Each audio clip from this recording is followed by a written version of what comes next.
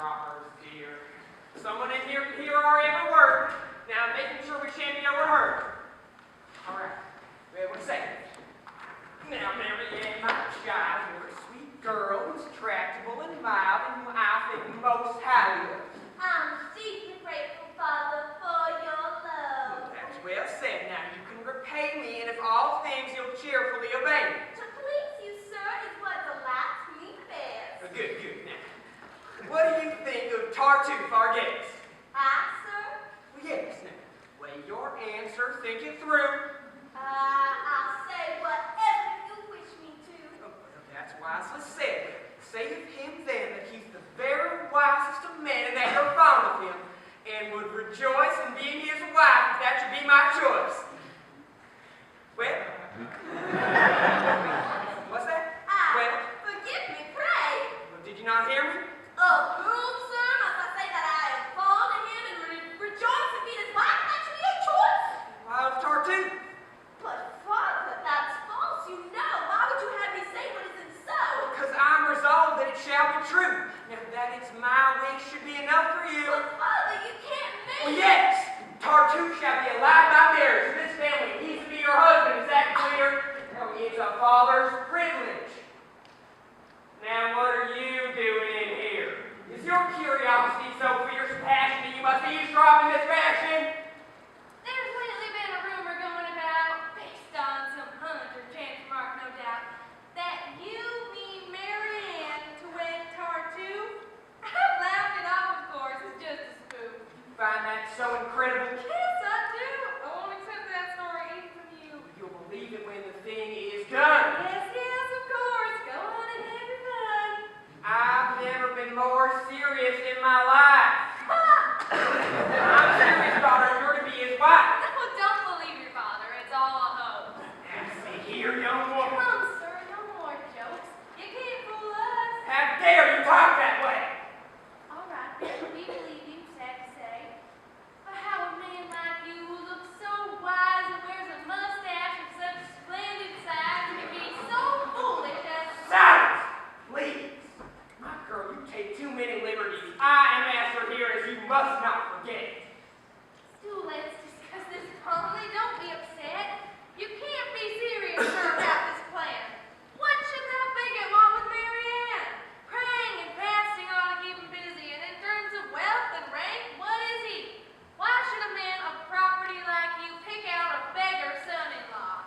Now that will do. Speak of his poverty with reverence. Now his is a pure and saintly indigence which transcends all worldly pride and pelf. Now he lost his fortune, as he says himself, because he cared for heaven alone, and so was cared for his interests here below. Now I need to help him get out of his present straits and help him recover his estates, which in this part of the world have no small thing. Poor though he is, he's a gentleman just the same. Yes, so he tells us, and sir, it seems to me, such pride goes very ill with piety. A man whose spirit spurns this dungy earth ought not to brag of lands and noble birth. Such worldly arrogance will hardly square with meek devotion in the life of prayer. But this approach, I see, has drawn a blank. Let's speak then of his person, not his rank. Doesn't it seem to you a trifle grim to give a girl like her to a man like him? When two are so ill-suited, can't you see what the sad consequence is bound to be? A young girl's virtue is imperiled, and such marriage is imposed on her. For if one's bridegroom isn't to one's taste, it's hardly an inducement to be chaste. It's hard to be a faithful wife, in short, to certain husbands of a certain sort, and he who gives his daughter to a man she hates must answer for her sins at heaven's gates. Think, sir, before you play so risky a role. Well, now, this servant girl presumes to save my soul. You would do well to ponder what I said. Now, daughter, will disregard this dunderhead. Now, just trust your father's judgment. Oh, I'm aware that once I promised you the young Valere, but now I hear he gambles, which greatly shocks me. Oh, and what's worse, I've had doubts about his orthodoxy. His visits to church, I know, are very few. Will you have him go at the same hours as you and kneel nearby to be sure of being seen? I can dispense with such remarks, Doreen. Tartuffe is sure of heaven's blessing, and that is the only treasure worth possessing. Now this match will bring you joys beyond all measure. Your cup will overflow with every pleasure. No harsh word shall be heard, no frown be seen in it. He shall make you happy as a queen. She'll make him a couple, just wait and see. Now don't interrupt me further. Can't you realize that certain things are none of your concerns? For your own sake that I interfere. Most kind of you. Now hold your tongue, dear. If I didn't love you, I wouldn't. Spare me your affections. I love you, sir, in spite of your objections. Oh! I can't bear, sir, for your honor's sake, to let you make this ludicrous mistake. So you mean to go on talking? If I didn't protest this sinful marriage, my conscience couldn't rest. You don't hold your tongue, you little shrew! Lost your temper? A pious man like you. Yes, you talk and talk. I'm mad by it. Once and for all, I tell you to be quiet. I'll be quiet. But I'll be thinking hard. Think all you like, but if you don't hold that saucy tongue of yours, Now, daughter, I've weighed this matter fully. Tries to be wild that I can't speak. Now, Tartuffe might be no young dandy, but still, his person He's as sweet as candy. is such that if you shouldn't care for his other marriage. These make a lovely pair. If I were she, no man would dare me against my inclination and go scot-free. He'd learn before the wedding day was over how readily a wife can find a lover. Him! That seems to treat my orders as a joke. What? What's the matter? It's not to you I spoke. Well, what were you doing? Talking to myself, that's all. Have just one bit more of impudence and gall, and I shall give her a good slap in the face. Now, dear daughter, you're to accept the good grace of the husband I selected. Your wedding day with. Why don't you talk to yourself? I've nothing to say. Just one word. No, thank you, sir. I pass. Speak. I'm waiting. I cannot be such an ass. Daughter, in short, I mean to be obeyed, and you're bound to the sound choice I made. I'd not wed such a monster even in jest. Right here, you! Daughter, that maid of yours is a thorough test. Oh, she has me sinfully annoyed and ill. I can't speak, my nerves are too unsettled. Oh, she's so upset me by her insolent talk, I shall calm myself by going for a walk.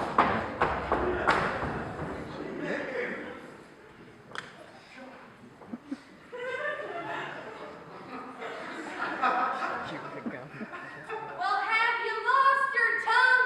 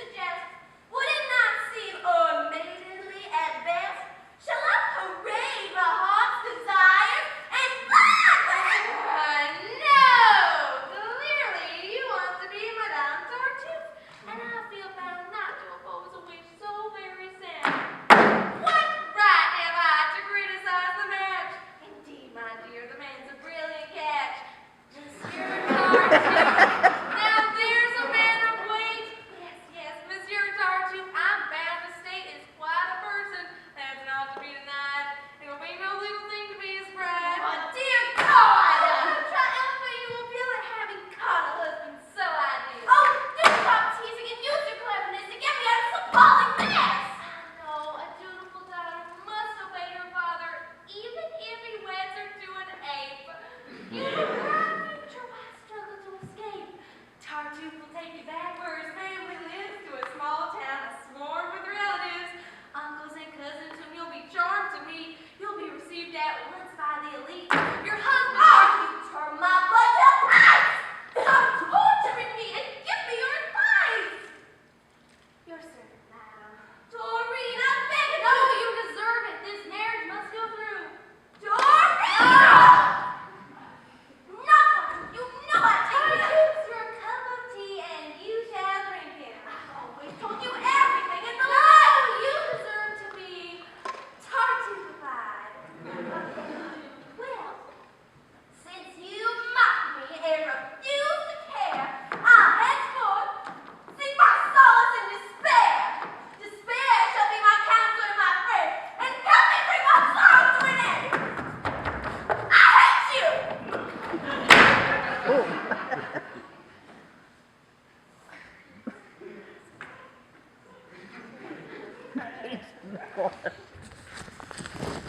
There now, come out. My anger has subsided. You do deserve some pity, I've decided.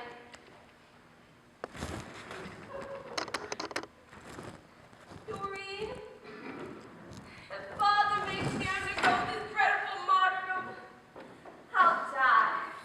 I know. Don't fret. It won't be difficult to discover some plan of action. But here's Valeria, your lover. Madam, I just received some wondrous news regarding which I'd like to hear your views. What news? Mary Tartuffe, I find that Father has had such a match in mind. your father, madam? It's just the dream that his tartuffe he wishes me to wear. Can you be serious? Oh, indeed he can. He's clearly set his heart upon the plan. And what position do you propose to take, madam? Why, I don't know. Good heavens, you don't know? No. Well, Fine, do. marry the man. That's my advice to you. That's your advice? Yes. Truly? Oh, absolutely. You couldn't choose more wise and more astute. Thanks for this counsel. I'll follow it, of course. Do. I'm sure it'll cause you no remorse. To give it didn't cause your heart to break. I gave it, madam, only for your sake. And it's for your sake that I take it, sir. Let's see which fool proved the stubborner. Sort of nothing. It was flat deception when Oh, please, enough of that. You told me plainly I should reach where the man my father chose me. And since you deign to counsel me so wisely, I promise, sir, to do as you advise me. I know. It was not by me that you were swayed. No, your decision was already made.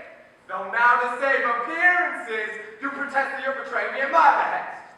Just as you say.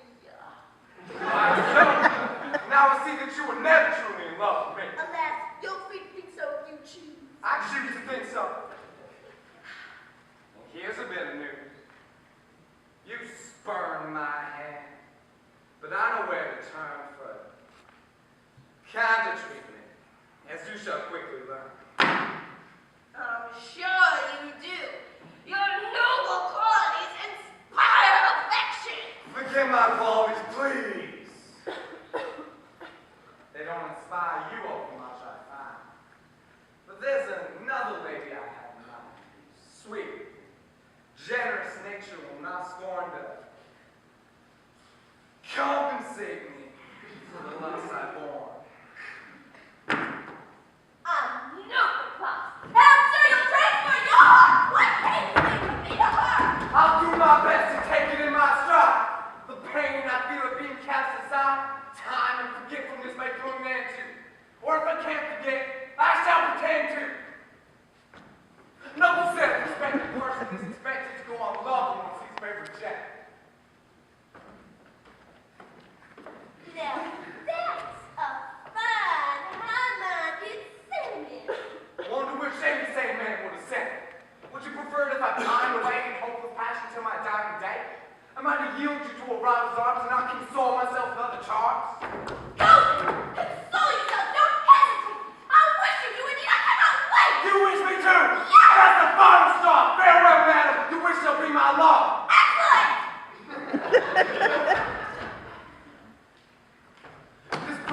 memories of your baby. It's you who drew me to the step I'm taking. Of course.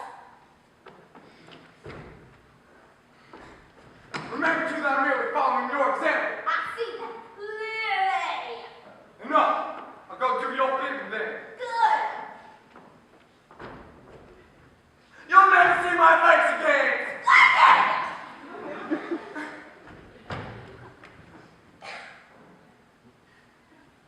Yes?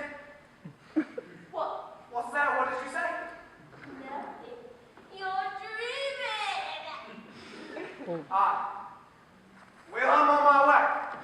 Farewell, madam. Farewell.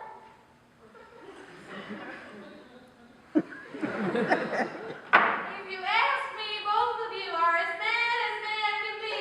Do stop this Nonsense now. I've only laid this problem so long as to see where it would get you. Whoa there, Mr. Belair. What's this, Doreen? Come here. No! No, my hospital is plain. But we're supposed to be okay. It's too late now. My decision's made. Oh, pooh. He hates the sight of me. That's plain. I'll go and so deliver from pain. No! No, let me go. Nothing can stay. Keep me here. She cannot bear my presence, I perceive. To spare further torment, I shall live. Again, sir, please don't you try it. Come here. What do you want of me? What is the point? We're going to have a little armistice. Now, weren't you silly to get so overheated? Didn't you see how badly I was treated? You a simpleton who will lost your head? Did you hear the hateful things he said? You're both great fools. Her sole desire, Belair, is to be yours in marriage. To that I'll swear. He loves you only and wants no wife but you, Marianne. On that I'll stake my life. Then why he advised me so? I cannot see. On such a question, why ask advice of me? You're impossible. Give me your hands, you two. Yours first. But why? Now, hand What for are the you doing? There, a perfect fit. You two suit each other better than you'll admit.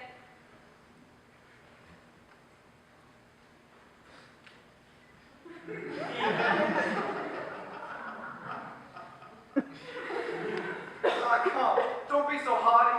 Give a man a look of kindness, won't you, Marianne? I tell you, lovers are completely mad. Now,